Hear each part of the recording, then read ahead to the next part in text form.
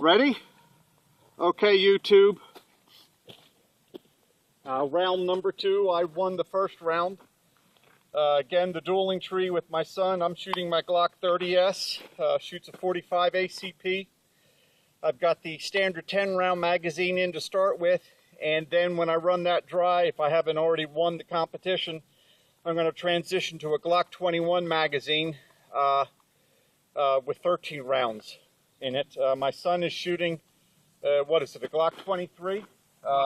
40 Smith & Wesson, and he's accommodating me, only putting 10 rounds in his first magazine, and his next 2 will have the full 13. Ready to roll? Yep. I might let him win this one.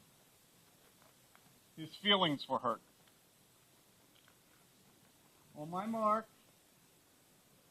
3, 2, 1, go!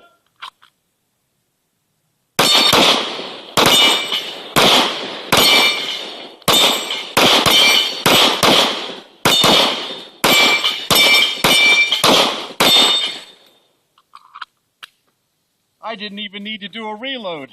I didn't either. Maybe his feelings are hurt. We might have to do this again. Hopefully we're on frame. Thanks for watching.